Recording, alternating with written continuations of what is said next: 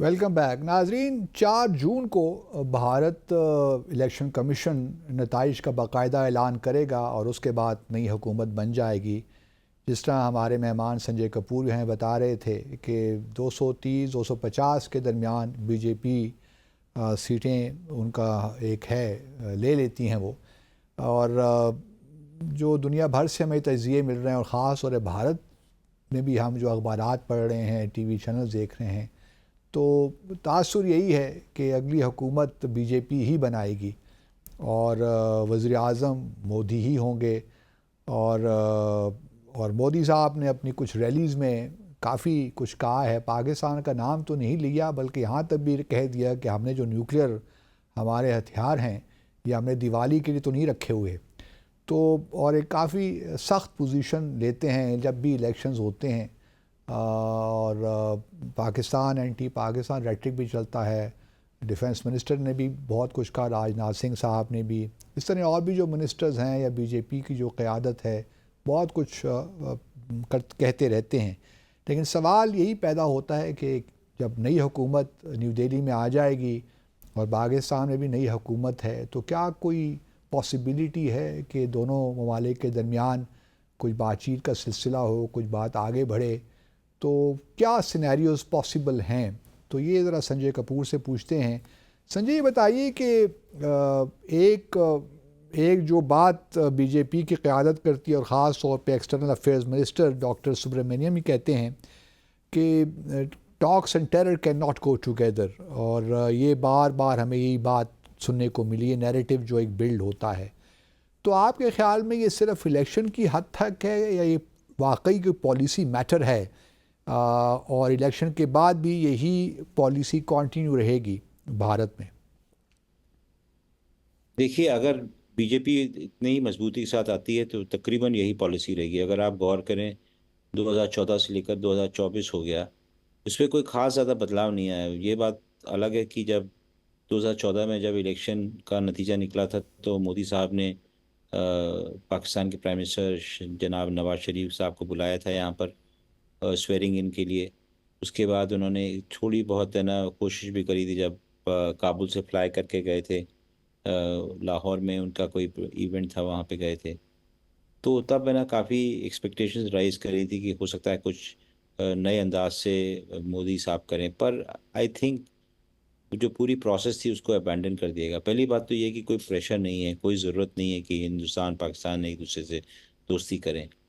और international pressure तो तकरीबन ख़त्म ही हो गया। अभी कुछ समय पहले कुछ सऊदी अरेबिया ने कुछ बोला है कि हिंदुस्तान पाकिस्तान को कश्मीर का मुद्दा सुलझाना चाहिए, कुछ बात करनी चाहिए। तो मुझे नहीं लगता कि कुछ होगा। पर अगर कांग्रेस की सरकार आती है या कांग्रेस से जुड़ी सरकार आती है तो मुझे काफ़ी बदलाव होने की गुंजाइश नज़र आती है कि हो सकता है कि पाकिस्तान के साथ रेस्टोरेशन हो, सार्क भी ज़िंदा हो। जो कई सारे प्रॉब्लम्स खड़ी हो गई हैं नेबर्स के साथ, चाहे बांग्लादेश हो चाहे मालदीव्स हो, और कुछ और भी इधर उधर अफगानिस्तान में भी, वो सब का कुछ चीज़ें सीएए के साथ जुड़ी हुई हैं, सिटीजन अमेंडमेंट एक्ट के साथ जुड़ी हुई हैं। वो सब चीज़ें अगर ना non Congress non BJP government आएगी तो वो सब चीज़ें हो सकता है रिवाइव कर जाएं। पर मुझे नहीं लगता है कि with BJP coming to power कुछ खास बदलाव आएगा, क्योंकि उनको ज़रूरत नहीं है। उनकी हैसियत वैसे भी काफ़ी हद तक बढ़ गई है। उनको चाइना का काउंटर पॉइंट की तरह देखते हैं। अमेरिका और पूरा वेस्टर्न अलायंस काफ़ी हद तक मदद कर रहा है। G20 बहुत कामयाब रहा यहाँ पर, है ना। उन्होंने अपनी हैसियत और बढ़ाई है बीजेपी हिंदुस्तान ने और मोदी साहब ने। तो ये पाकिस्तान की क्या ज़रूरत है, उनको इस बात का एहसास नहीं लेकिन है, और ना पंजाब वो में तो एक उसको लिहाज से किसी काफ़ी भी मैं तरीके से पढ़ता हूँ, स्पेस देना चाहते। पंजाब में जो फार्मर्स हैं, ये जो ट्रेडर्स हैं जो पाकिस्तान के साथ जो ट्रेड करते हैं, वो तो बहुत शोर हैं। मचा रहे हैं कि जी ट्रेड तो रिज्यूम करें पाकिस्तान के साथ। और फिर हम कुछ आवाज़ें कश्मीर से भी सुनने को मिल रही हैं कि जी निगोशिएशंस होने चाहिए, the likes of Farooq Abdullah, Omar Abdullah, बल्कि महबूबा मुफ्ती भी कहती नहीं, लेकिन लोग के अब उनके मैनिफेस्टो वगैरह में ये बातें नहीं हैं। लेकिन ये हमें आवाज़ें सुनने को तो मिल रही हैं कि भारत के साथ ये जी। जितने भी लोकल बेनिफिशरीज हैं वो तो काफ़ी होंगे दोनों तरफ, इस तरफ भी और उस तरफ भी।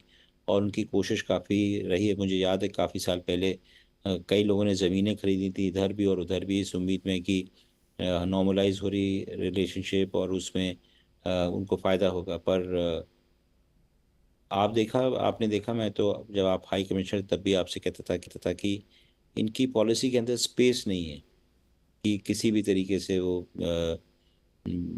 पाकिस्तान के साथ कोई भी तरीके, किसी भी तरीके का रिश्ता रखें। मतलब जितना भी आप हार्ड समझते हैं कुछ कुछ स्टैंड लेंगे मुमकिन ही नहीं पाकिस्तान की है। तरफ तो उनकी जो कॉन्स्टिट्यूंसी है उसको सेटिस्फैक्शन मिलेगा। लेकिन इलेक्शन जीतने के बाद तो कम से कम कुछ थोड़ा बहुत टाइम पीरियड तो मिलता है ना संजय, कि आप जो मुश्किल फैसले हैं वो कर पाते हैं, और पाकिस्तान के साथ मुज़ाकरात भी एक शायद मुश्किल फ़ैसला ही है। तो एक स्पेस तो मिल जाती है आपको कुछ अरसे के लिए कि आप इंगेजमेंट दोबारा शुरू कर दें कोई इस किस्म का। आप अभी गौर करें तो हिंदुस्तान और पाकिस्तान ने दोनों ने एक दूसरे के हाई कमिश्नर्स तक नहीं है। सबसे पहली तो स्टेप इनको ये लेनी पड़ेगी कि यहाँ पर जो डिप्लोमेटिक स्टेटस उसको रेस्टोर करें। यहाँ पर है ना, ये हमारा हाई कमिश्नर वहाँ जाए, आपका यहाँ पे आए। एक बहुत ही थिन स्टाफ यहाँ पे मैनेज कर रहा है। दूसरी बात यह है कि कई सारी चीज़ें हैं जो कि जुड़ी हुई हैं दोनों मुल्कों के बीच में, वो they all come to a stand. तो ये there is no desire which is there on the Indian side to restore good ties with Pakistan. अच्छा अच्छा, I thought slightly different, my take was slightly different on that. मेरा ख्याल था कि शायद इंतखाबात के बाद बीजेपी अगर हुकूमत आ जाती है, वही प्राइम मिनिस्टर मोदी साहब दोबारा वज़ीर आज़म बन जाते हैं, तो एक लिहाज से, और चूँकि यहाँ भी शहबाज मुस्लिम लीग नून की हुकूमत है, तो और शहबाज नवाज़ शरीफ साहब और मोदी साहब के दरमियान एक पर्सनल इक्वेशन भी अच्छी ठीक ठाक है, तो मुमकिन है कि कुछ ना कुछ मामलात आगे बढ़ें। लेकिन आप कह रहे हैं कि ऐसा मुमकिन है, तो प्रेशर क्या होगा बीजेपी पे? क्या प्रेशर है कि वो पाकिस्तान से बातचीत ना करें इलेक्शन के बाद? ख़ास तौर पे क्या रहेगा प्रेशर? पहली बात तो बातचीत को इन्होंने जिस तरीके से पैकेज करा है वो कमजोरी का एक मैनिफेस्टेशन माना जाता है कि साहब आपने उनसे बात करी तो इसका मतलब कि आप कमज़ोर हैं, आपको करने की ज़रूरत नहीं थी, आपको तो इग्नोर करना चाहिए था, उनको डिमिनिश करना चाहिए था। इस तरीके का एक पूरा पूरा नैरेटिव आपको दिखाई पड़ेगा यहाँ पर। तो ये शुरू से लेकर अब तक चला आ रहा है और उसने कुछ हद तक डिविडेंड भी दिए हैं अगर आप गौर करें। तो वो सोचते हैं कि इसको नए सिरे से दे वांट टू चेंज, कि एक रीजनेबलनेस। पहली बात तो बार बार प्रूफ मांगेंगे। जब एक स्टैंडर्ड क्रिएट कर दिया है कि talks and terror don't go together, तो उसमें बार बार ये प्रूफ देना पड़ेगा कि टेरर को जितनी भी ऑर्गेनाइजेशन हैं, चाहे लश्कर तैयबा हो गया या हिजबुल मुजाहिदीन हो गया, उनको है ना आपका सपोर्ट मिल रहा है कि नहीं मिल रहा। उस प्रूफ को कौन कबूल करता है? या तो कोई इंटरनेशनल एजेंसी कहेगी कि है ना, सर्टिफिकेट देगी कि पाकिस्तान अब no longer providing support to Lashkar Taiba and Hizbul Mujahideen, तब होगा। पर घूम फिर के जो कंस्ट्रक्ट है इनकी फॉरेन पॉलिसी का और जो जिस तरीके से मैनेज करते हैं उसके अंदर मुझे आज की तारीख में फ़िलहाल मुझे कोई स्पेस नज़र नहीं आता। क्योंकि पाकिस्तान में तो भारत, जहाँ तक हिजबुल मुजाहिदीन का ताल्लुक़ है, वो तो हम उसको टेरर ऑर्गेनाइजेशन समझते ही नहीं, क्योंकि हमारा ख्याल है हम्म। कि वो तो एक हम्म। जायज़ और लेजिटिमेट स्ट्रगल में इन्वॉल्व हैं। But that is another hmm. Discussion. सवाल ये हम्म। पैदा होता है कि क्या, चूँकि अब आपका आपका मानना ये है कि बीजेपी पे कोई प्रेशर चूँकि नहीं है, इसलिए वो कोई ज़रूरत नहीं महसूस होती बीजेपी की हुकूमत को, मोदी सरकार को, पाकिस्तान के साथ री इंगेज हो। इवन नॉट एक जितना भी तकरीबन 1.8 बिलियन डॉलर की एक्सपोर्ट पाकिस्तान को होती रही है, और जो ख़ास तौर पे बॉर्डर वाली जो स्टेट्स हैं उनको फ़ायदा भी होता रहा है, तो ये भी एक कोई अट्रैक्शन नहीं है और इंसेंटिव नहीं है फॉर द बीजेपी गवर्नमेंट। एक एरोगेंस है जो कि इतनी जल्दी कहने मतलब कि इट विल नॉट चेंज। अगर आपका कहने मतलब कि फॉरेन एक्सचेंज रिजर्व्स काफ़ी बड़ी 300 400 कितना 500 बिलियन डॉलर के आसपास हो गया है, तो आप 1 बिलियन डॉलर के तो परवाह भी नहीं करेंगे। आपकी जो कंपनीज हैं, टाटा की हो गई, अडानी हो गई। अडानी दुनिया में नंबर 2 या 3 पे हो गया था, उसके भी है ना वेल्थ इतनी ज़्यादा हो गई। तो 1 बिलियन से तो कोई मतलब ही नहीं है ना। हम्म। तो ये सब चीज़ें अगर आप गौर करें तो उस तरीके के कंपल्शंस का कोई मतलब नहीं रहेगा। तो आपका कहना यही है कि फिर पाकिस्तान के लिए कोई फेस सेवर नहीं है, क्योंकि हमने भी तो एक पोजीशन ली थी 5 अगस्त 2019 के बाद।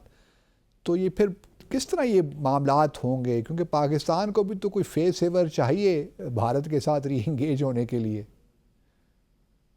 उन्होंने तो अभी बोला कि आई डोंट रिमेम्बर कौन से मिनिस्टर ने बोला, उन्होंने कहा कि वो हिंदुस्तान के साथ बातचीत फिर चालू करना चाहेंगे। पर घूम फिर के मुद्दा तो ये है कि हिंदुस्तान बात करना चाहता है कि नहीं करना चाहता।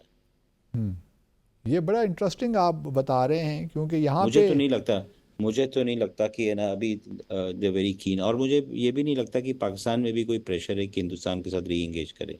अच्छा अच्छा, दूसरी तरफ आ जा, थोड़ा सा जो स्पोर्टिंग टाइज़ हैं, आप जिस तरह शायद चैम्पियनशिप भी हो रही है क्रिकेट वगैरह के हवाले से भी, कोई इस बारे में भी कोई पाक इंडिया कोई फ्लेक्सिबिलिटी शो करेगा to send its team to Pakistan next year, या उसमें भी बहुत एडमेंट है कि ऐसा मुमकिन नहीं है? अभी तक तो आईसीसी कुछ के भी जो नहीं है। आईडीडी तो पाकिस्तान के कुछ खिलाड़ी आईपीएल में आने चाहिए थे खेलने के लिए, जैसे शुरुआती दिनों में आया करते थे। हम्म, पर फिलहाल अगर आप गौर करें कि those people who belong to the Pakistani origin और ब्रिटिश नेशनल होते हैं, उनको तो तकलीफ होती है आने में यहाँ पे। तो ये पूरा पूरा एटीट्यूड चेंज होगा, पूरी जो जिस तरीके से डील करते हैं पाकिस्तान से, वो उसको बारे में चेंज होगा, तब जाके कुछ पॉसिबिलिटी दिखाई पड़ती। पर आई कैन ये अश्योर यू, मुसलमानों के मेरे खिलाफ ख्याल से तो फिलहाल कुछ नहीं मुसलमानों होने के वाला। खिलाफ इतनी क्यों नफरत है? ये भी ज़रा बता दीजिए, क्या बीजेपी ने इस दफ़ा किसी मुसलमान शख्स को टिकट दिया है लोकसभा के लिए? आई डोंट थिंक इस वाली लोकसभा में किसी भी मुसलमान को टिकट दिया है। क्योंकि इस वक्त तो लोकसभा में कोई बीजेपी का मेंबर नहीं है, जहाँ तक मुझे पता है। इस वाली जो इलेक्शन में किसी को टिकट नहीं दिया है। किसी को वो पिछली दफ़ा भी तो यही हाल था, पिछली दफ़ा भी यही था नहीं? जो पार्टीशन का प्रोसेस था उसको, वो मानते हैं कि पार्टीशन के बाद मुसलमान को पाकिस्तान में होना चाहिए था। और इंडिया और हिंदुस्तान हिंदुओं का देश है। तो एक बड़ी सिंपल सी उनकी सोच है इस बारे में, और उनके जो तमाम सपोर्टर्स हैं वो इस बात से इत्तेफाक करते हैं। तो पाकिस्तान के साथ जो और उनको ताल्लुक। हिंदुस्तानी जो सेकुलर कॉन्स्टिट्यूशन है हम्म, उससे काफ़ी परेशानी है। और ये जो एक खौफ ये है काफ़ी कि अगर ये इलेक्शन में कामयाब हो गए और 407 सीटें आ गई, तो कॉन्स्टिट्यूशन के अंदर ये लोग चेंज करने के लिए काफ़ी चेंजेस कर सकते हैं। इसका जो सेकुलर कैरेक्टर है वो भी ख़त्म हो सकता है। तो एक कैंपेन चला रखी है नॉन बीजेपी पार्टीज़ ने कि पूरी तरीके से अगर कॉन्स्टिट्यूशन की सेकुलर इथॉस को बचाना है तो इनको सीटें आनी जो इंडिया अलायंस को वोट करें। ये बड़ा इंटरेस्टिंग आप बता रहे हैं, तो क्योंकि this is that is the reason that is the reason why this election is considered to be very crucial.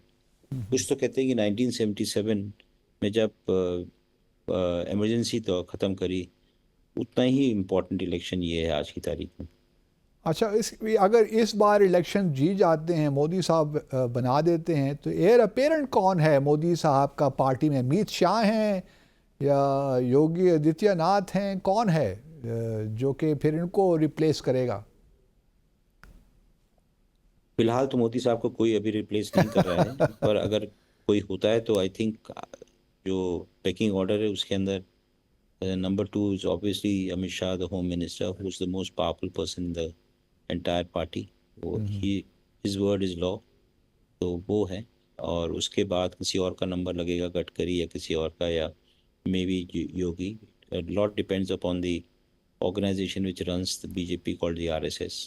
अच्छा, एक और जहन में चूंकि आपने बात की, तो सार्क यू थिंक कि अब जो बिम्स्टेक है या BBIN वगैरह, ये इनिशिएटिव जो सब रीजनल इनिशिएटिव्स हैं, ये ज़्यादा इम्पोर्टेंस रखते हैं भारत के लिए as compare to SAARC? Instead, as compared to absolutely.